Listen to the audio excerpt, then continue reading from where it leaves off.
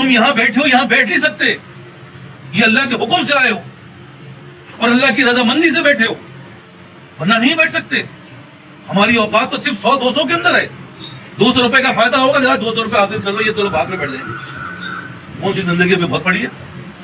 تو بھائی یہ 200 روپے نہیں ہے، بلکہ تمہیں اللہ تعالیٰ نے ان چیزوں سے دور کر دیا، اور دور کر کے اللہ معاف کرے اس لعنت پہ لگا دیا جس لعنت کے اندر ہم اور آپ لگے ہوئے ہیں۔ صبح سے لے کر رات تک وہ مسئلے حل نہیں ہو رہے، کیسے ہوں گے جب سب کچھ اللہ ہی کرتا ہے؟ وہ مسئلے بھی اللہ ہی نے پیدا کیے ہیں، وہ زندگی بھی اللہ ہی نے بنائی ہے ہماری۔ تو ہم نے جب تک اس طریقے سے اس چیز کو حاصل نہیں کریں گے، وہ چیز حاصل نہیں ہوتی۔ بار بار عرض کر رہا ہوں، دیکھو وہ چیز کبھی بھی حاصل نہیں ہوتی۔ ہم اور آپ کی زندگی پریشان کن ہوتی چلی جائے گی، کیونکہ دنیا دارالامتحان ہے، یہاں تو امتحان میں ڈالا ہوا ہے، ہر چیز ظاہر کچھ ہے، باطن کچھ ہے۔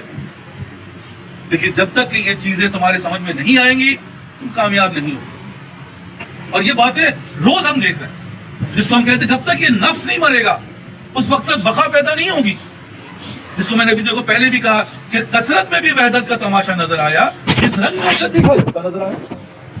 اب آپ دیکھو کوئی بھی چیز بننے کے لیے اس کو پہلے فنا ہونا پڑتا ہے۔ ایک بیج ہے، ایک دانہ ہے، اب دانہ تو ہے ظاہری، لیکن اگر اس کو کچھ بننا ہے تو اس کو زمین میں ڈالو گے، فنا ہو جائے گا، یہ تب جا کے درخت بن جائے گا، ہے بھائی۔ اسی طرح گیہوں ہے، گیہوں بڑھ کے نکل گیا، اب گیہوں کب تک کٹے گا؟ نہیں، گیہوں کٹے گا، اس فنانیت میں آئے گا، پسے گا، تو وہ کیا بن جائے گا؟ وہ اشرف المخلوقات بن جائے گا۔ وہ ایک گیہوں کا دانہ جو ہے وہ کیا بن جائے گا؟ وہ اشرف بن جائے گا، لیکن اس کے لیے اس کو پہلے فنا ہونا پڑے گا، اس پروسیس سے گزرنا پڑے گا، تب جا کے وہ چیز حاصل ہوگی۔ تو کہنے کا مقصد یہ ہے، کوئی بھی چیز کو حاصل کرنے کے لیے پہلے فنانیت آنی چاہیے۔ جب تک یہ فنا نہیں آتا اس وقت تک بقا نہیں پیدا ہوتی۔ جب تک میرے اندر اس باتوں کا احساس نہیں ہوگا کہ ہر چیز کو اللہ ہی کرتا ہے، ہر چیز کو اللہ ہی کرتا ہے۔ لیکن ہم اور آپ جسے مولانا روم کہتے ہیں کہ ابھی تک تو ہماری عقلیں جو ہیں وہ کتے سے ہی بدتر ہیں۔ کتے کو تو ہم بڑا حقیر سمجھتے ہیں، ابھی اپنے ہماری عقلیں جو ہیں کتے سے بھی بدتر ہیں۔ وہ کیسے؟ کہ بھائی کتے کو پتھر مارو، پتھر کو نہیں لپکتا، مارنے والے پہ لپکتا ہے۔ اس کو اس بات کا پتا ہے یہ پتھر کچھ بھی نہیں ہے، جو پتھر مار رہا ہے وہ ہے۔ ہم اور آپ جو ہیں وہ بھی پتھر بھی لگے، یہ تو بہن کر رہی ہے، یہ تو بھائی کر رہا ہے، یہ تو حالات کر رہے ہیں، کتے سے ہی بتوں کہ بھائی یہ کروا کون رہا ہے؟ اللہ۔ ہمارے صرف صحیح نہیں ہے، ہم اس کو صحیح کرنے کے لیے سوچ رہے ہیں، صبح سے لے کر رات تک کام کریں گے، ایسا کرتے ہیں رات کو الگ کام کرتے ہیں، مسئلے حل ہو جائیں گے۔ بھائی مسئلے حل کیسے ہوں گے؟ مسئلے تو بگڑیں گے، کیونکہ اب تم بیمار بھی پڑ جاؤ گے۔ پہلے تو بیمار نہیں تھے، اب پتہ چلا 500 روپے کما رہے ہیں، 1000 روپے بیماری میں جا رہے ہیں، کیونکہ جسم جو تم نے لیا تھا اس کو آرام ہی نہیں مل رہا۔ تو رزلٹ کیا ہے؟ رزلٹ تو نیگیٹو آ رہا ہے۔ کیوں؟ کیونکہ تم نے اپنے طریقے سے سوچ لیا۔ بھائی اصل چیز یہی ہے کہ اس چیز کو حاصل کرنا ہے، اس فنانیت کو حاصل کرنا ہے، اور اس فنانیت کے لیے جو پہلا درجہ ہے وہ یہی ہے کہ ہم اور آپ یہاں بیٹھ کر اپنے گردنیں جھکا کر کہ بھائی جو کہا جا رہا ہے ہم اس کو مان رہے ہیں، سر تسلیم خم ہے جو مزاج یار میں۔ تو جب جا کے یہ کامیابی حاصل ہوتی ہے، فنا کے بعد ہی بقا پیدا ہوتا ہے۔ لیکن فنا نہیں ہے، بڑے زبردست گیہوں ہے، بڑے بڑے بال ہیں، بڑی زبردست جو ہے چیزیں ہیں، بڑی زبردست تمہاری عبادت ہے، لیکن عبادت کو حاصل کیا ہوگا؟ اس سے فنانیت آنی چاہیے۔ جب تک یہ فنانیت نہیں آئے گی ہماری عبادت کسی کام نہیں، لیکن ہمارے اندر فنانیت نہیں آ رہی، اور اللہ معاف کرے شیطان کا ایسا خطرناک دھوکہ کہ ہم اچھے ہیں دوسرا برا ہے۔ یہ سب سے بڑا دھوکہ تو یہی ہے، جب انسان کے اندر تھوڑا شعور آیا وہ سب سے پہلے دوسرے کی برائی اس کو نظر آتی ہے۔ جو بھی آدمی جس چیز میں فنکاری ہوتا ہے اس کو اسی کے اندر برائی نظر آئے گی۔ دیکھ لو، تمہیں نماز پڑھنا آ جائے پھر دوسری کی نماز دیکھو کہ یار یہ تو نماز سے نہیں پڑھ رہا ہے بھائی، اس کی تو ناکی نہیں لگ رہی۔ کوئی بھی چیز دیکھ لو، گھر کے اندر بھی تمہیں اگر کوئی شعور پیدا ہو جائے کھانا پکانے کا، جو دوسرا آدمی کھانا پکا کے تمہارے سامنے دکھا دے آپ یہ صحیح نہیں ہو رہا، پھر پہلے ڈالنی چاہیے تھی، تم نے بعد میں ڈال دی۔ دیکھو گھر کے اندر جس جگہ بھی ہوگا یہ چیز پیدا ہوگی، وہ کہیں بھی آپ کر لو، جسے پھر میں کہوں گا کثرت میں بھی وحدت کا تماشا نظر آئے، ایک ہی چیز نظر آتی ہے، اور ہم اور آپ اللہ معاف کرے اس چیز میں پھنس جاتے ہیں کہ ہم چنی دی گئے نیز کہ میں اچھا ہوں یہ برا ہے، بس کہانی وہی ختم ہو گئی۔ کہانی آ کے جتنی آپ کی عبادت ریاضت تھی سب ختم۔ تو یہ ہے اصل وقت، اس محض کو حاصل کرنے کا ایک طریقہ بتا. دیکھو اس طریقے سے چلو گے خود بخود اس کی تمہیں اندر ثمرات نظر آنے لگیں. تمہیں کوئی نہیں کہے گا جا کے نماز پڑھو, تم خود بخود پڑھنے شروع ہو جاؤ گے. تمہیں کوئی نہیں, کیونکہ جسے کہتے ہیں نا جب جوانی آتی ہے تو بھائی یہ سب چیزیں اس کی آثار ہیں. جب روحانیت آئے گی تو یہ اس کے آثار ہے. نیگیٹو بھی آئے گا, پازیٹو بھی آئے گا. نیگیٹو کو بڑھانا ہے, پازیٹو کو گھٹانا ہے. ایک پودا لگا تو دیا, اب پودا بڑھے گا تو بھائی اس کی کاٹ چھاٹ تو کرنی پڑے گی. اگر یہ کاٹ چھاٹ نہیں ہوگی, بھلے وہ گلاب کا پودا ہے, وہ تو جنگل جھاڑ بن جائے گا, وہ تو زندگیوں کو تباہ کر دے گا, سب کی آنے جانے والوں کو کپڑے پھاڑ دے گا, گھر کے اندر رہنا مشکل ہو جائے گا. اور اس کی وجہ سے پھر کیا ہوگا, پھر تو کیڑے بھی آئیں گے, چھپکلی بھی آئے گی, گڑگڑ بھی آئیں گے, وہ گھر نہیں ہوگا, وہ ایک اللہ معاف کرے بربادی کا ذریعہ بن جائے گا. یہی ہمارا حال ہے. ذرا سا کچھ آیا, روحانیت آئی, اور اس کے ساتھ ساتھ جو نیگیٹیوٹی ہے اس کو تو ہٹا ہی نہیں سکے, کیونکہ کوئی ہٹانے والا ہے ہی نہیں, خود تھوڑی ہٹتا ہے. ابھی دیکھا ہے ذرا خود بخود کٹ گیا نہیں صاحب, اس کو کوئی ہٹائے گا, اس کو کوئی کاٹ چھاٹ کرے گا,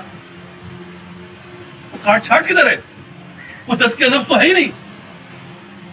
تو وہ کہہ رہا ہے یہی کہ اللہ معاف کرے ایک چیز ہو رہی ہے, اس سے بری چیز پہ ہم گرفتار ہو رہے ہیں.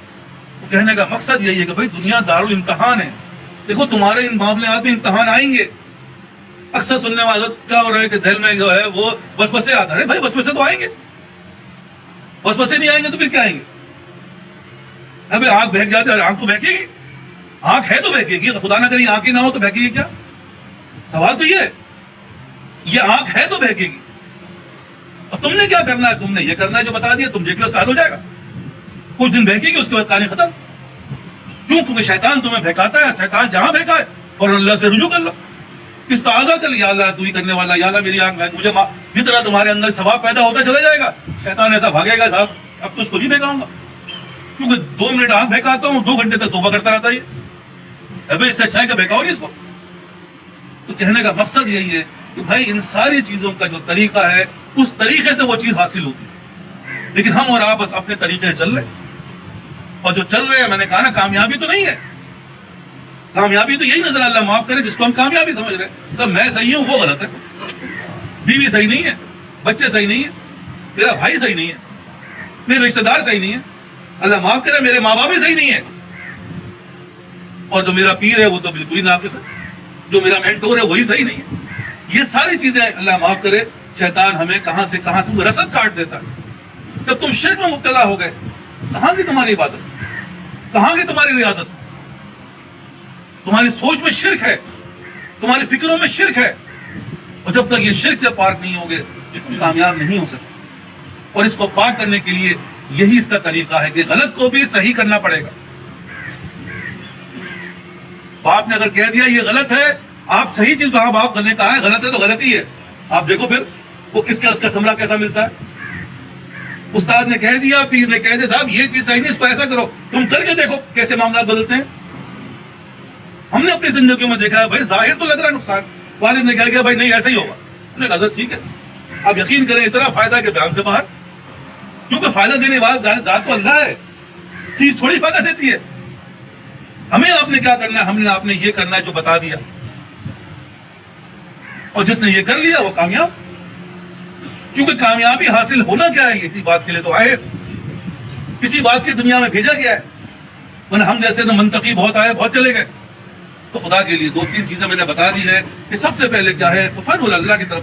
ہماری کامیابی اللہ کے پاس ہے, اور اللہ کو حاصل کرنے کا طریقہ یہی ہے کہ ان سے ملنے کی ایک راہ ہے کہ ملنے والوں سے راہ پیدا کریں. پھر انشاءاللہ تمہاری بھی آمد و رفت شروع ہو جائے گی, اور جو اس کی خرابی ہے اس کو دور کرواؤ.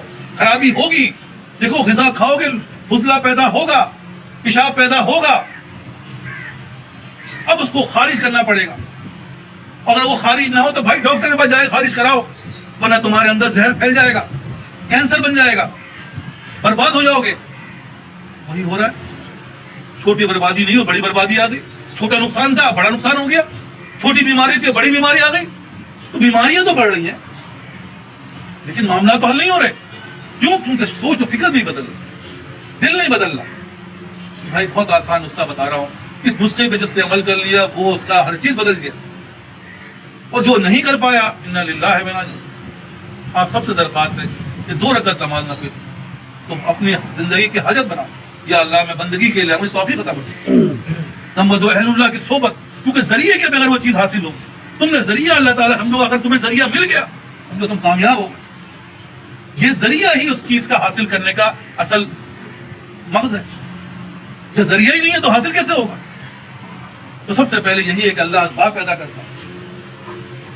تیسری چیز اس بات کا جائزہ لیتے ہو، انشاءاللہ جائزہ تمہیں بتا دے گا، یار پہلے یہ نہیں تھا اب یہ ہو گیا، پہلے میری فکر ایسی نہیں تھی اب یہ خود بخود ہو گئی۔ نہیں، یہ اللہ تعالیٰ نے تمہارے دلوں میں ڈال دیا۔ آج میں اول وقت میں پہنچ جاتا ہوں، آج میرے اندر یہ تبدیلی، آج میری سوچ فکریں بدل گئی، میں چلتا بھی ہوں تو اس بات کا احساس کرتا ہوں یار میں سیدھے جاؤں الٹے جاؤں، کھاتا بھی ہوں تو اس بات کا احساس ہو رہا ہے۔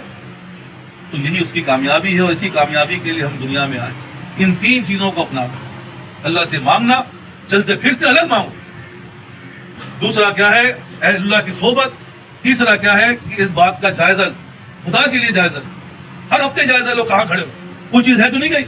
ہر روز جائزہ لو کہ صبح سے لے کر رات تک کیا ہوا ہے، کون سی چیز حاصل ہوئی، کون سی چیز رہ گئی۔